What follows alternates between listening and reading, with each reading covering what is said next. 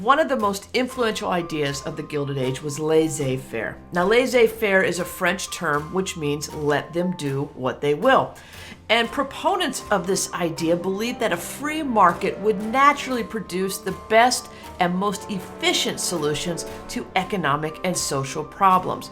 Basically, let businesses do what they wanted, trade freely, set their own prices, and determine what workers' wages will be, as well as their working conditions.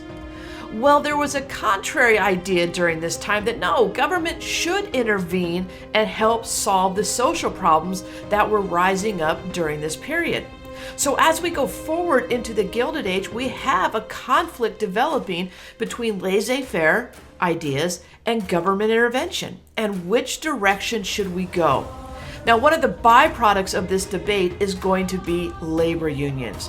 Labor unions are going to rise up out of laissez-faire ideas saying, wait a minute, somebody has to look after the workers because this free market is allowing the capitalist to run rampant without any checks. And so today we're going to look at labor unions and why they developed and how they conflicted with laissez-faire and the capitalists.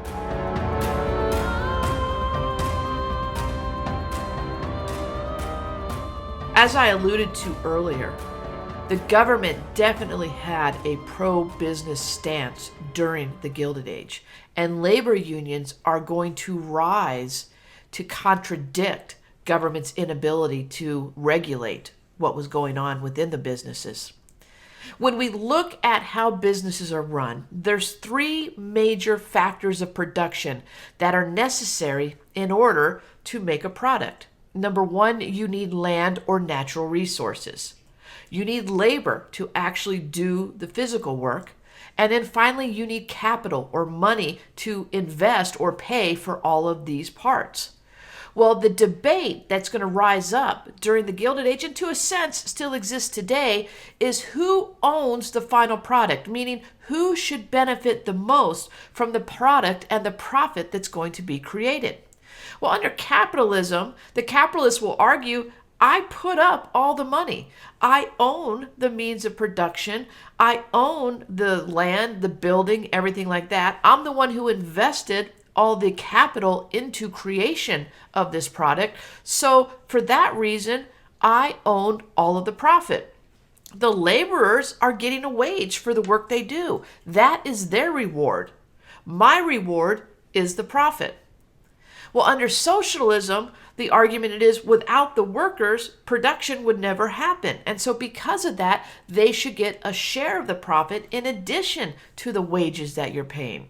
And so this is a conflict that honestly still exists today between management and workers. Combinations started to form during this time to strengthen both sides of the argument. You're going to start seeing businessmen come together and form trusts. And within these trusts, they combine all of their resources to maximize their profits. At the same time, workers are going to come together and form labor unions. And they believe that there's strength in numbers. And so the strength that they have is that they provide the labor necessary to meet the production needs of the capitalists. And what unions are typically arguing for? Higher pay, decreased hours, and better conditions to work in. But what you as the consumer need to know, whether it's a trust or a labor union that has the power, both of them are going to cost the consumer more money because the cost of running a business are typically passed to the consumer. And the higher that cost is, the higher prices we pay for that given product. Two different forms of unions are going to rise up during this time: craft or skilled unions and industrial or unskilled unions. Now, craft unions are usually made up of workers who have a specific skill or trade. I typically think of groups like electricians or plumbers or welders. You need to have a certain level of training to complete your job. So the craft unions are going to allow those with a specific skill to come in. The industrial unions are open for everybody. You don't need a skill to be a member of an industrial union. Their unions are just based on getting workers covered.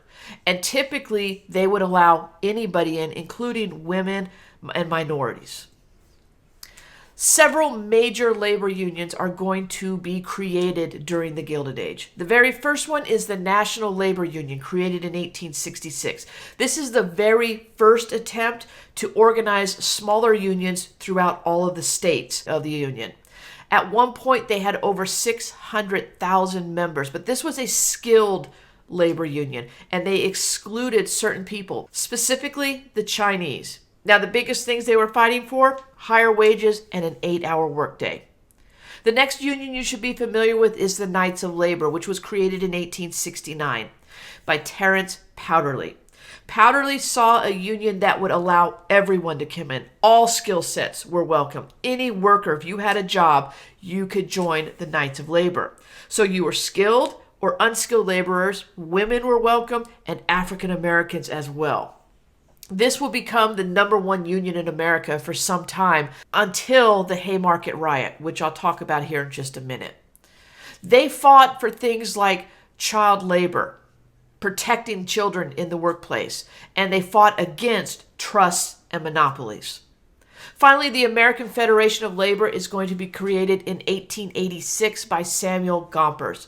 It was a craft union, meaning you had to be a skilled laborer in order to join, but they believed in bread and butter unionism. And bread and butter unionism is just a term for the big ideas that unions fought for: higher wages, less hours, and better conditions. Basically, a fair day's pay for a fair day of work. And that's it. That's what they were fighting for. So the question for both sides, both the laborers and the capitalists, is how do we get the other side to come to the table and work with us? Because they both had their own goals in these negotiations. The one big tool that labor had was strikes. If we just stop working, production ends and the capitalists aren't making any money. So that's how they influence negotiations. Negotiate with us or we'll just stop working. And you can't do it without us. At the same time, the capitalists had their own tools. And they're going to use these tools to break up the strikes. They recognize the strikes are going to happen, but we can stop them or we can break them up. The first one was lockouts. Lockouts kind of seem counterproductive to ending a strike. But if you're a striker and you see chains and locks going on the gates and you can't go back to work even if you choose to, that might weaken your position and drive you to push for the end of the strike and ask to come back to work. Scabs were another tool used by the capitalists. Just hire different people. If this group of workers is going to strike and walk out on me, I'll just bring in a whole new set of workers. Yellow dog contracts were used quite often to prevent future strikes.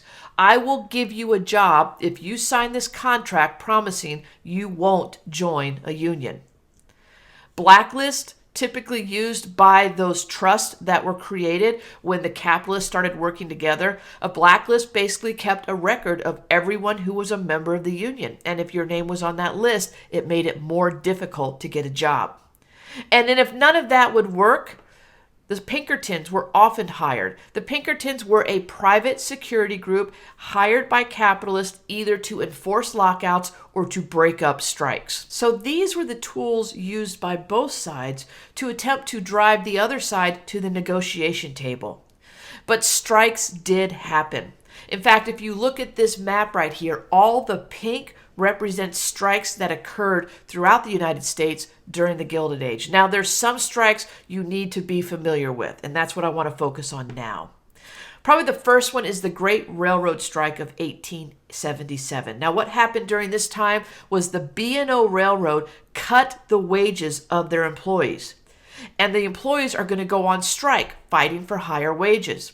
The strike is going to last nearly 45 days, and it's going to interrupt railroad business throughout the country because the B&O was a major trunk line, and when that shut down, all the other lines that were attached to it shut down as well, thus having a major impact on interstate commerce.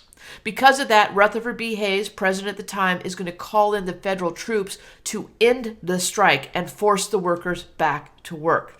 There's that pro-business standing that we talked about earlier that the government held during the Gilded Age. The Haymarket Affair wasn't technically a labor strike. It was a rally put on by the Knights of Labor in 1886 in support of an 8-hour workday. This rally took place in Haymarket Square in Chicago, Illinois, and workers from all over came to take part in it. Speakers spoke on behalf of the workers, encouraging them to join the union because the union would fight for that 8-hour workday. Well, unfortunately, the rally attracted other groups, anarchists, and one anarchist threw a bomb into the midst of Haymarket Square, and it actually killed a police officer. Investigations showed that there were 8 people involved in the bombing. And what's going to happen is public opinion towards unions is going to turn because they're going to blame the Knights of Labor for the death of the police officer and the actions of the anarchist. And for a while, unions are going to be equated to anarchy, communism, and socialism. This event is going to lead to the end of the Knights of Labor.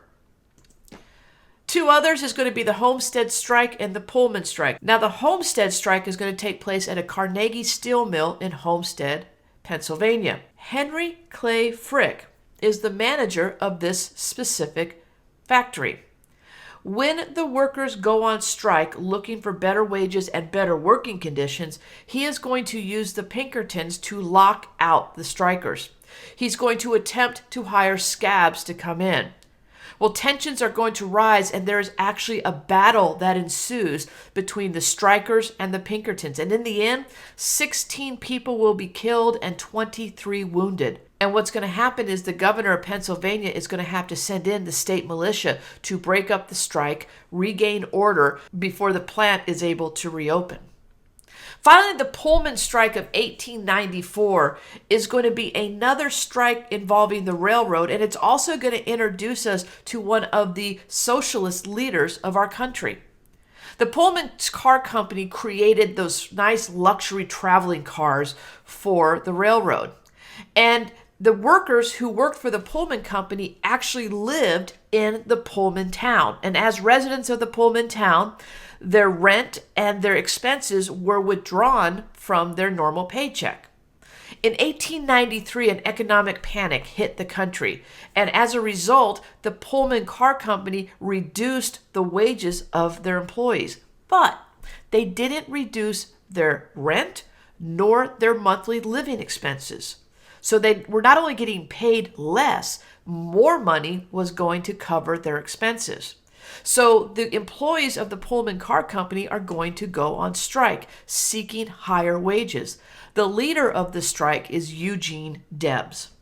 Now, the Pullman Car Company was separate from your typical transportation lines of the railroads, but other railroad employees throughout the country in support of the Pullman employees are going to go on strike as well, once again halting rail travel and rail shipping throughout the country.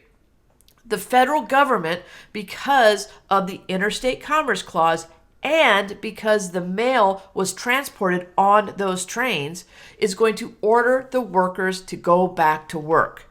Eugene Debs is going to refuse that order. In response, the federal government is going to arrest Debs and throw him in jail.